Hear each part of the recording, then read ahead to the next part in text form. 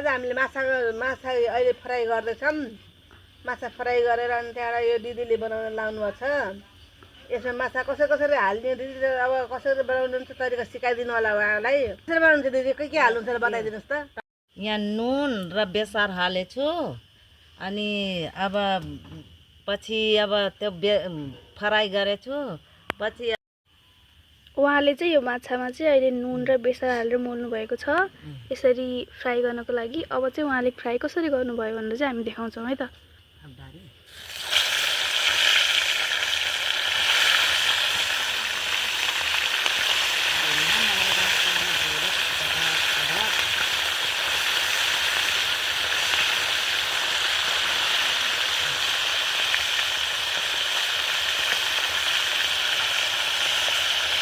एकछिन माछा फ्राई हुँदै गर्दाखेरि उहाँलाई एउटा केही प्रश्न गर्छु है त म। हजुरले चाहिँ माछा बनाउन कसरी सिक्नुभयो? सानैमा बिहा भयो, अब के गर्ने, अब पकाउँदा सिक्यो। अभी भिडियो कहाँ न कहाँ चल गया।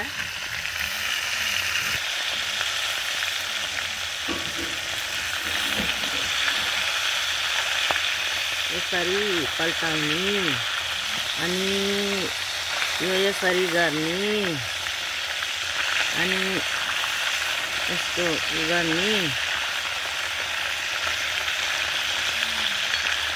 फेरि पल्टाउने। निकाल्न अब भयो, अब निकाल्न पर्यो, अर्को फेरि भुट्न पर्यो। अनि त्यो भुटेपछि अब त्यो झोल गराउन पर्यो। अनि हजुरको घर चाहिँ कता हो नि दिदी? हाम्रो घर त बुटोल हो भाइ। बुटोल हो? नाम हजुरको नाम?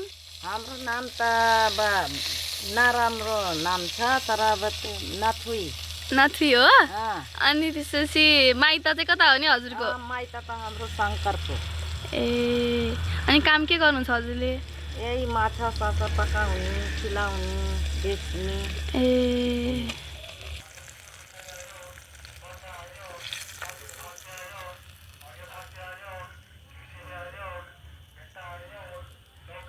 अब यस्तो हो। अब पहिला यसको प्याज भुटिदिने,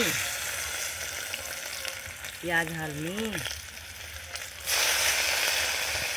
त्यो प्याज भुटेपछि अनि टमाटर हालिदिने। अनि तब मसाला सबै थोक हाल्ने। अनि बल्ल झोल हुन्छ अलिकता। धेरै झोल गराउने होइन, फेरि अलिअलि झोल हुन्छ।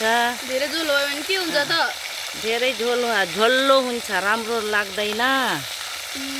जाडोको माछा राम्रो लाग्छ, यो घामको माछा राम्रो लाग्दैन। त्यही भएर धेरै झोल नगराउने।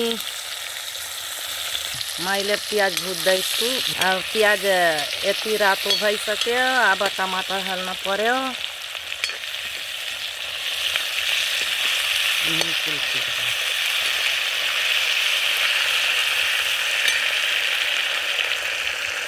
अनि त्यो नुन हाल्दिउँ, टमाटर गलाउनको लागि अलिकता नुन हाल्दिउँ।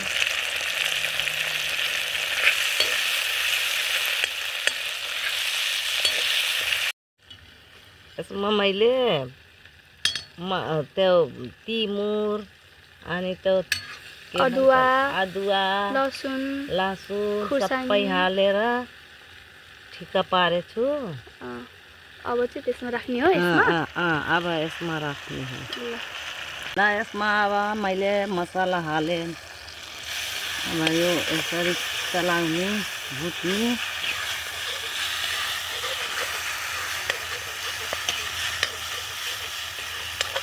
यसो गर्ने।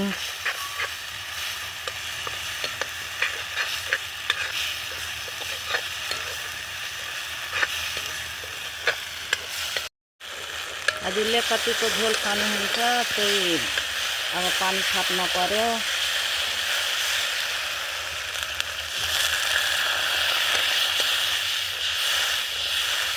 यसरी हो।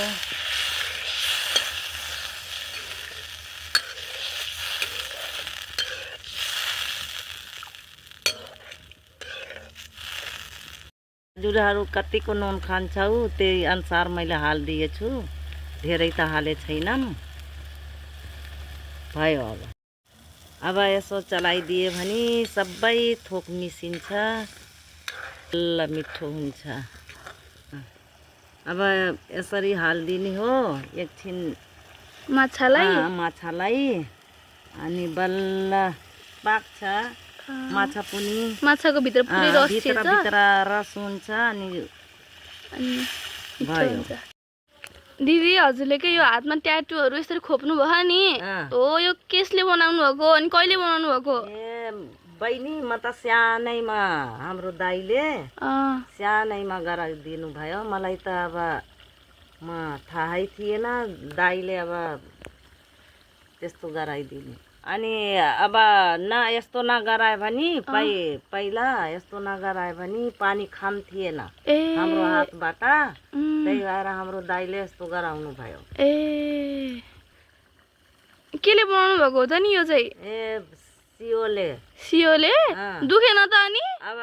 अब के गर्ने बहिनी, सुन्निएर हात त हो सुन्ने थियो। सबैले हजुर घरमा सबैले बनाउनुहुन्छ यस्तो? यति नै हो। अब खाने कति कहिले माछा बनाउने रेसिपी चाहिँ यति नै थियो। यति नै हो। अब निकाल्ने अनि मिठो भनेर खाने। मिठो भनेर खाने। अब मेरो बनाएको माछा चाख्नु बहिनी कस्तो छ? ल तिमीले बनाउनु भएको हो?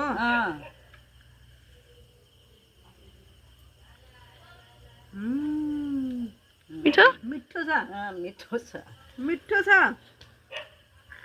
यो माछाको अन्डा हो। अब अलिकता नुन हालिदिने अनि सान्ने, अनि त्यसपछि फ्राई गर्ने। बेसार पनि हो? बेसार पनि हो। अनि त्यसपछि यस्तो गर्नुपर्छ, अनि भुट्ने, अनि त्यसपछि सुक्खा हुन्छ। झोल कहिदेव त नै होगी बहिनी। अन्त हँसिए लाग्यो, लागत त कति बता दे। हजुरले चाहिँ माछा बनाउन कसरी सिक्नुभयो? अब यसरी त हो नि।